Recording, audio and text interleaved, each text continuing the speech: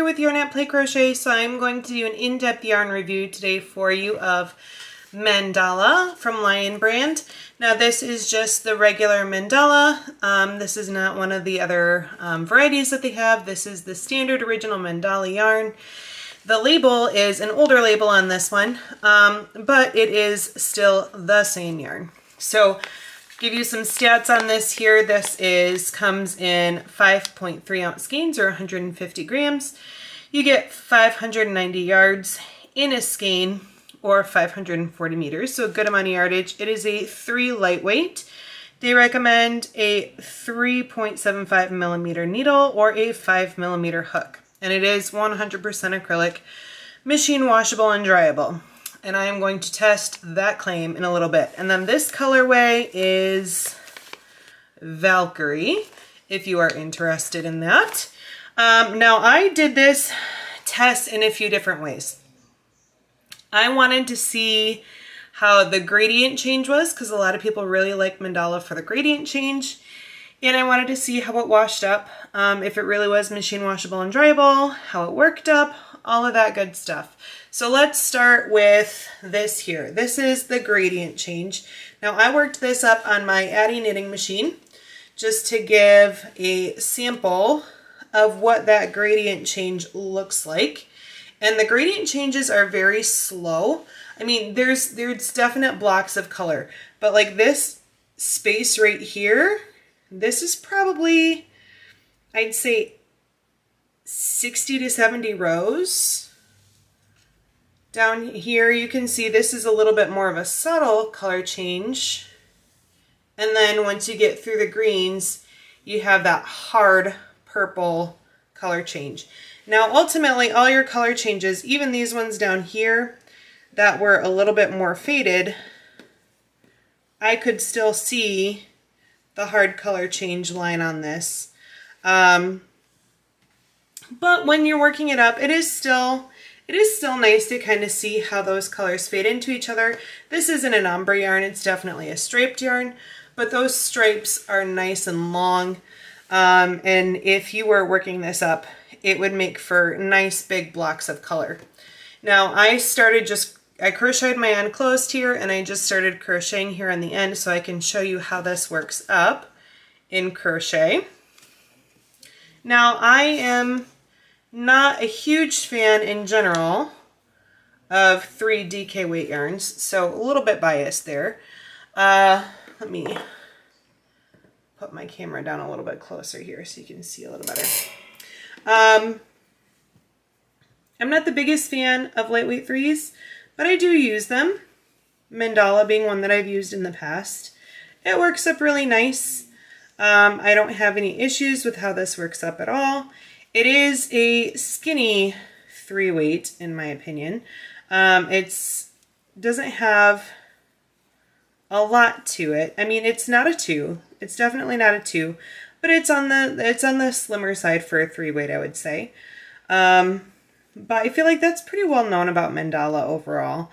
But it works up really well, and with a 5 millimeter crochet hook, which is what they recommend, you can kind of see how those stitches are. You can definitely see some holes through the stitches. So if you wanted a tighter weave on your stitch in crochet, I would go down to a 4.5 millimeter. I don't think that that would be an issue with this yarn at all. I probably would prefer to work it up with a 4.5, to be perfectly honest, because I like my stitches to be a little bit closer together, but that's just a preference thing. And you can see here with the knit, because it is so stretchy and springy, the knit stitches are, you know, I didn't have any huge issues with this working up on my knitting machine. So that is how it works up. I'm going to go ahead and rip it out so you can see how it rips out. No big surprises here. It rips out just fine. This is a pretty standard acrylic yarn. It's not fuzzy. It's not any kind of, you know, something that would catch on itself really easily. So this is a good yarn. If you needed to rip it back, you could do that pretty easily. Now, I will say, as far as feel goes, it's okay. It's not It's not buttery soft, but it's not scratchy either.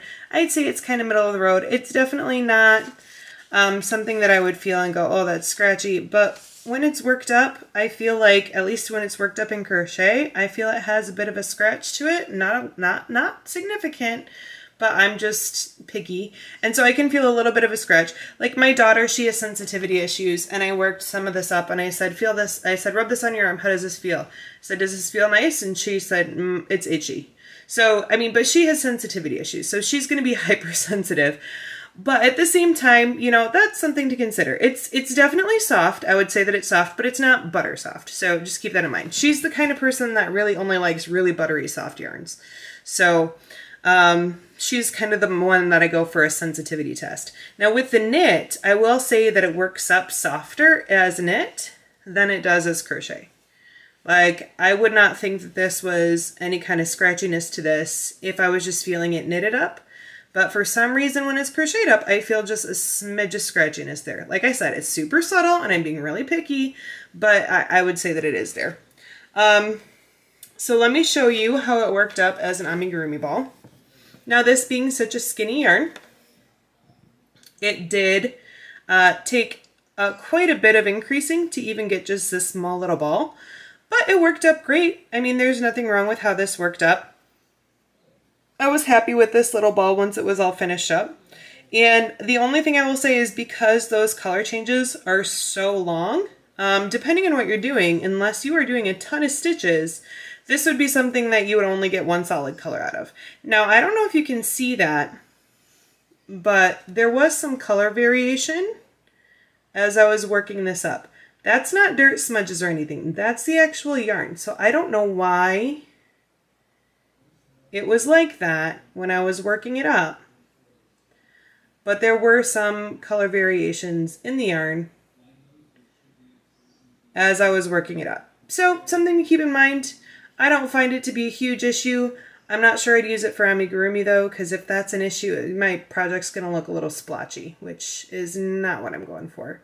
But the stitches are really great, nice little definition on that, and it does look really cute worked up. So how did this hold up to a wash test? I will show you my hot wash, hot dried granny square here. And overall, it held up okay. It is machine washable and dryable, I will say that. Let me see if I can find something with a darker background. Hold on here a minute. So I grabbed a black sheet of paper here just so you can kind of see up against that black background some of that fuzzing that did happen. I did a hot wash and a hot dry. I do not have a low tumble dry temperature as an option on my washing machine. It's an old washer or old dryer, so it doesn't have that option. So for me, if I were to wash this again, and you can see there is a pill that came up in the wash after just one wash and one dry cycle. If I were to wash this again, I would not put it in my dryer at all. If you wanted to try it on a low temp dry, you could. It does say machine washable and dryable. But for me personally, I would probably stay away from the dryer and just lay flat to dry. This isn't by any means destroyed, but if you really want your piece to stay looking just pristine and perfect, I would not recommend putting this in your dryer. Now, I would put this in a garment bag and wash it on a cold temp on a gentle cycle in your washing machine. I think that it would probably hold up to that fine, but I would not put it in the dryer personally. I just wouldn't. But that's just my opinion. If you are the kind of person who just needs everything to be dryable, you can go ahead and test it out. I would recommend doing a swatch for yourself. I mean, this little 6-row granny square took me like maybe, 15-20 minutes to work up. And, it was easy enough to throw into the wash just as a test. So if you are wondering how it will hold up in your washer, in your dryer, definitely test this out for yourself and see what you think. As far as like the actual stitches go, I think that it stitches up nice. I do want to say that I worked this up with a 4.5mm hook and not a 5. I'm pretty sure that I did. Either that or the stitches shrunk up in the wash a little bit. So just be aware of that. So what are my thoughts on regular mandala? Would I buy this again? Yeah, I would. I've bought it before, and I've used it for like scarves and things. And I was happy with how the scarf turned out. Is it my favorite yarn? No. Like there's some other yarns that I would probably go to before this if I was really in the market for a DK weight. But I mean, for what it is and for the brand recognition, for how much everyone seems to love it, I mean, I think that it is a good yarn.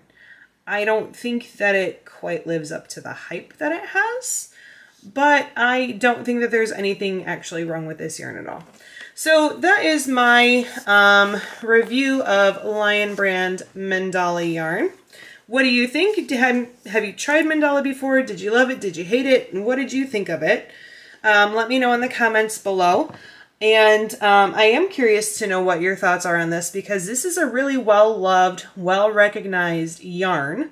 So I'm curious to know what you all think of it and what your preference is with it. Other than that, if you found this content helpful or valuable, please give this video a thumbs up for me. And if you are interested, also subscribe to my channel. I'm doing in-depth yarn reviews all the time, at least once a week. Usually, that's what I shoot for. And also tutorials and podcasts and all of that good stuff. So thanks so much for hanging out with me today. I hope you all have a wonderful rest of your night. Bye-bye.